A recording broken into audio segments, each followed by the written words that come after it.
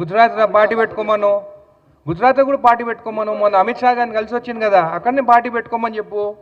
ఇప్పుడు కాంగ్రెస్ నాయకులు మేము ఎవరం నువ్వు తిరగొద్దు చేయొద్దు అని అనలేదు. మేము ఏమన్నాము, తెలంగాణ వాళ్ళ నరదిష్టి కళ్ళు మంచివి కావు, అందుకే కోనసీమల చెట్లన్నీ చచ్చిపోతున్నాయి, బహుశా దానివల్లనే వాళ్ళు తెలంగాణ కావాలనుకున్నారని చెప్పి మాట్లాడింది ఎవరు? నేడు విడుదలైన జేఈఈ అడ్వాన్స్ 2026 ఫలితాల్లో సౌత్ ఇండియా నంబర్ 1 గా ఆల్ ఇండియా ఓపెన్ కేటగిరీలో 4th rank Telangana, best rank Sri Chaitanya Hyderabad విద్యార్థిదే. ఆల్ ఇండియా ఓపెన్ కేటగిరీలో 9th rank Andhra Pradesh, best rank Sri Chaitanya విద్యార్థిదే. ఆల్ ఇండియా ఓపెన్ కేటగిరీలో 10th ర్యాంక్ తో పాటు టాప్ 10 లోపు 3 ర్యాంకులు ఒక్క శ్రీ చైతన్యవే. 2 తెలుగు రాష్ట్రాల్లో బెస్ట్ ర్యాంకులు ఒక్క శ్రీ చైతన్యవే. ఎవరెన్ని చెప్పుకున్నా ఇదే నిజం. మేము ఎప్పుడు నేను రావద్దని, నువ్వు కూడా 2007లో తిరిగినావు నువ్వు, కానీ ఎవరి కోసం తిరిగినావు? అప్పుడు ప్రజారాజ్యం పార్టీ కోసం తిరిగినాం. ప్రజారాజ్యం పార్టీ ఎవరిది? మీ అన్న చిరంజీవి గారిదే కదా. చిరంజీవి గారు అంటే మాకు అభిమానం. మళ్ళీ పార్టీ తర్వాత ఏమైంది? కాంగ్రెస్ పార్టీతో విలీనమైంది. చిరంజీవి గారు రాజ్యసభ టికెట్ ఇచ్చింది కాంగ్రెస్ పార్టీ, సెంట్రల్లో కూడా స్టేట్ మినిస్ట్రీ కూడా ఆయనకి ఇచ్చినారు. మళ్ళీ ఆ రోజు నువ్వు ఏ రోజు మాట్లాడిందంతా ఏ కోణంలో మాట్లాడినావు? బీజేపీ వాళ్ళని ప్రొటెక్ట్ చేసుకుంటూ, అటుపక్క బీఆర్ఎస్ వాళ్ళని ప్రొటెక్ట్ చేసుకుంటూ నువ్వు మాట్లాడింది కాంగ్రెస్ పైన. మళ్ళీ ఆ రోజు చిరంజీవి గారిని విలీనం చేయొద్దని, దాంట్లో రాజ్యసభ టికెట్ తీసుకోవద్దని చెప్పి ఎందుకు చెప్పలేదు నువ్వు? అంటే ఆ రోజు అట్లా మాట్లాడతావు, ఈరోజు సెంట్రల్లో బీజేపీ గవర్నమెంట్ ఉంది కాబట్టి వాళ్ళతో మాట్లాడుతున్నావా? అసలు నా డౌట్ ఏంటంటే, అసలు ఆంధ్రాలో అంటే ఆంధ్ర తమిళనాడు పాలిటిక్స్ ఎట్లుంటాయంటే ఎవ్రీ 5 yearsకి ఏంది ప్రభుత్వాలు మారుతుంటాయి. తెలంగాణలో 10 years ఫిక్స్డ్, దాని తర్వాత మాకు జాక్పాట్ ఉంటుంది ఎట్లయినా కాంగ్రెస్కి. నేను చెప్తాను ఉన్న ముందు నుంచి. అయితే 5 years తర్వాత ఎట్లా నువ్వు పోతావు, నువ్వు ఎట్లా అక్కడ ఉండలేవు. నేను ఈరోజు చూస్తే కూడా చాలా గ్లామర్గా అనిపించావు. అంటే నాకు తెలిసి నువ్వు విజయవాడకు పోతలేవు, ఎందుకంటే ఎండలు ఎక్కువ ఉన్నాయి అక్కడ. ఎండలు ఎక్కుంటే నల్లగా అవుతారు. నువ్వు నల్లగా కాకుండా తెల్లగా ఉన్నావంటే నువ్వు తెలంగాణనే ఉన్నావు. నీ విజయవాడ ఇసిపెట్టుకొని, నీ ఆంధ్రాని ఇసిపెట్టుకొని ఇక్కడికి వచ్చి నేను ఇక్కడ తిరుగుతాను, అక్కడనే న్యాయం చేయలేకపోయినావు. అసలు ఈ 2 సంవత్సరాలు అయింది కదా మీరు వచ్చి, ఈ 2 సంవత్సరాలల్లో నువ్వు హైదరాబాద్లో ఎన్ని రోజులు ఉన్నావు? నువ్వు డిప్యూటీ సీఎం అయినాక విజయవాడలో ఎన్ని రోజులు ఉన్నావు? అసలు మీ పార్టీ ఒక్కడు కూడా గెలవాలని చెప్పి సరేగా తెలిసింది కాబట్టి అయ్యో అంటే, ఇప్పుడు సినిమా యాక్టర్ ఎట్టుంటారో చెప్తా. మూవీస్ వస్తాయి, ఒక మంచి ప్రొడ్యూసర్ ఉంటాడు, ఇంకొక పెద్ద ప్రొడ్యూసర్ ఉంటారు. ఇప్పుడు రాజమౌళి సినిమాలు యాక్ట్ చేయాలని అందరికి ఇష్టం ఉంటుంది, అంటే పెద్ద మూవీస్ తీస్తారు.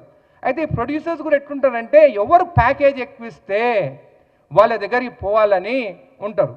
బహుశా మొన్న అమిత్ షా గారిని కలిసింది దీనికేనేమో, ప్యాకేజ్ మాట్లాడుకొని నేను తెలంగాణకు వస్తానని చిచ్చు పెట్టి కొట్లాటలు పెట్టి కావాలని నరదిష్టి అని కూడా దీనికోసమే మాట్లాడినేమో అని కూడా నాకు డౌట్ వస్తుంది.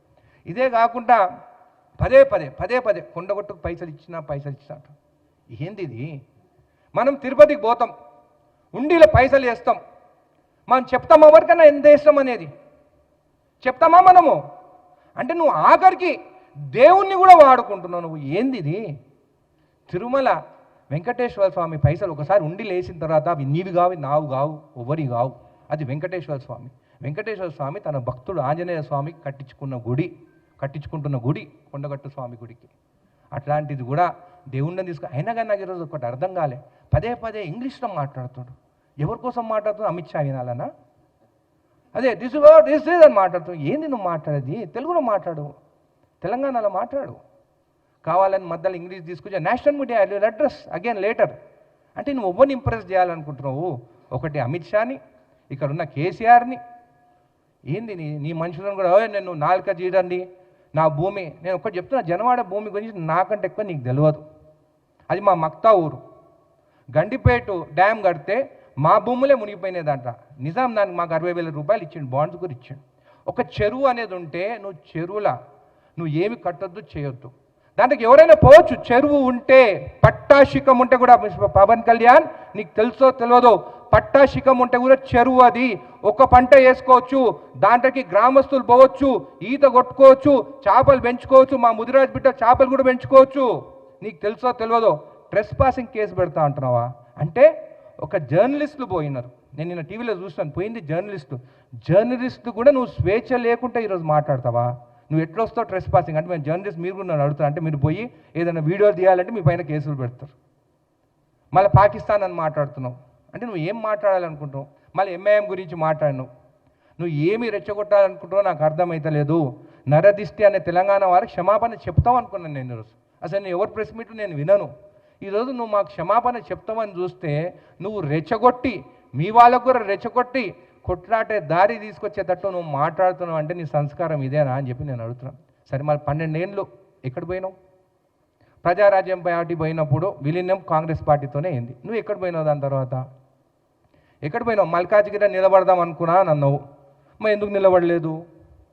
మొత్తం అన్ని